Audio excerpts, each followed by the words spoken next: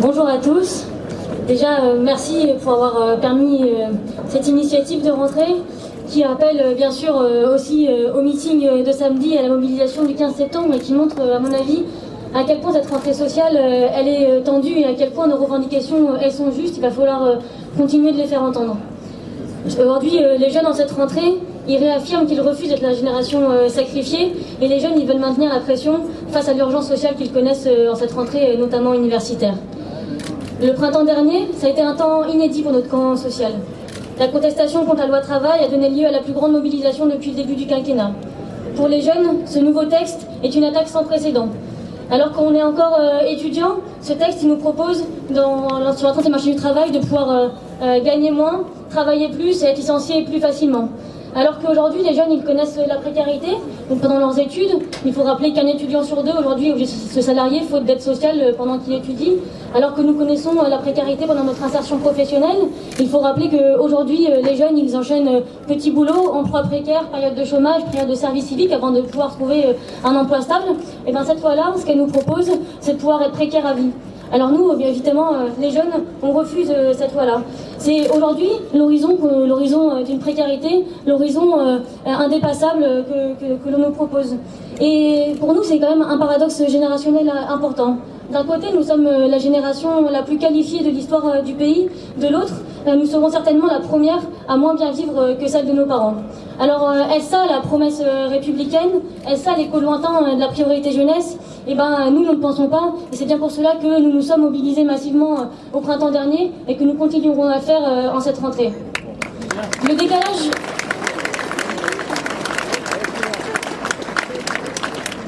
décalage entre le projet de loi travail, maintenant qui n'est plus un projet mais qui est bien une loi en tant que telle, et les aspirations des jeunes a fait exploser la colère sociale dans le pays.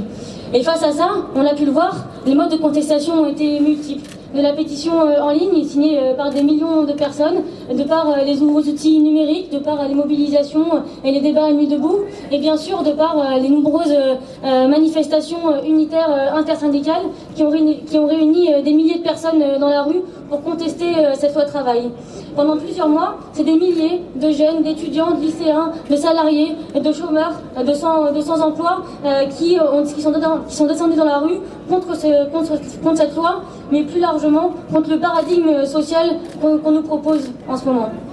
Les jeunes, avec cette mobilisation, ils ont exprimé leur volonté d'avoir le droit à un avenir. Ils ont refusé le bizutage social qu'ils connaissent aujourd'hui. Au cours du printemps 2016, une chose est sûre. Les jeunes et le mouvement social, ils ont refusé main dans la main cet horizon indépassable de précarité que l'on nous propose. Alors c'est l'avenir du pays, ceux qui bâtiront le monde de demain vont exprimer leur colère. Pourtant, face à ça, le gouvernement, qui promettait tant de changements en 2012, a répondu par l'autoritarisme. Déjà, ça a déjà été dit, mais par les violences policières, par les violences administratives, face aux salariés, mais aussi face aux jeunes, aux étudiants dans les universités. Mais aussi, bien sûr, face au déni de démocratie qui a marqué ce mouvement social, avec la multiplication des 49.3 pour pouvoir faire passer cette loi. Alors que le projet de loi travail est minoritaire dans la rue, dans l'opinion publique, chez les syndicats, le gouvernement nie tout cela et passe en force. Et nous, aujourd'hui, où en sommes-nous? Comment envisager la suite? La jeunesse qui s'est soulevée le printemps dernier, elle était porteuse de progrès, de remise en cause du monde tel qu'il fonctionne aujourd'hui. Malgré le passage en force du gouvernement, nous avons réussi, par notre mobilisation d'ampleur, à arracher des victoires significatives avec un plan d'investissement de 500 millions d'euros envers les jeunes. C'est la création d'une aide à recherche au premier emploi, c'est l'augmentation du montant des bourses, c'est l'augmentation de la rémunération pour les apprentis qui a été gagnée. Et donc aujourd'hui, ce qu'on a réussi à prouver avec cette mobilisation, c'est que le collectif, ça fonctionne. C'est quand on se mobilise tous ensemble, on arrive à gagner des droits. Et c'est fort de cette conviction qu'on entame la rentrée sociale qui commence aujourd'hui, fort de cette conviction que tous ensemble, quand on se bat collectivement, on arrive à faire avancer notre quotidien et améliorer nos conditions de vie. Et pourtant, cette rentrée, elle est bien compliquée pour les jeunes. Le coût de la vie continue à augmenter, 23% pour les étudiants cette année.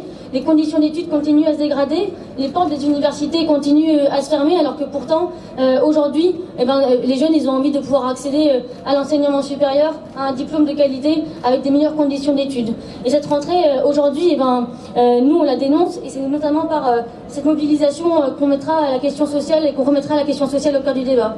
Parce que si cette rentrée elle est marquée par une actualité nourrie de sujets identitaires, racistes, que la seule réponse qu'on apporte à la détresse sociale des jeunes, c'est une nouvelle fois l'autoritarisme en proposant la mise en place de services civiques, civils, militaires obligatoires, notre responsabilité en tant que syndicat étudiant, c'est de remettre au cœur du débat les préoccupations et les aspirations des jeunes pour une société du vivre ensemble et non du repli sur soi.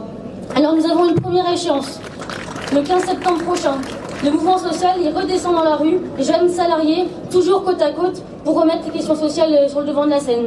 Cette première échéance, elle montre bien que la tension qui persiste dans notre société et doit être au carrefour de la rentrée sociale pour pouvoir continuer à se mobiliser contre les nombreuses régressions que propose la loi travail, pour son abrogation bien entendu, tout en maintenant la pression face au gouvernement pour conquérir de nouveaux droits, pour améliorer le quotidien des étudiants, des jeunes, augmenter les aides sociales, augmenter l'accès aux diplômes et garantir tout simplement une insertion professionnelle de qualité, ce qui est loin d'être le cas aujourd'hui. Cette rentrée sociale, elle est importante et comme elle le prouve aujourd'hui, elle ne fait que commencer et nous devons porter un bon nombre de sujets pour que les mois qui arrivent doivent être porteurs de progrès, de victoire pour notre mouvement social et pas de régression comme l'ont été les derniers mois. Alors bien entendu, on se revoit tous très rapidement à différents meetings, dans d'autres mobilisations pour continuer tout simplement à porter nos revendications haut et fort et à lutter contre toutes les régressions sociales que nous propose ce gouvernement.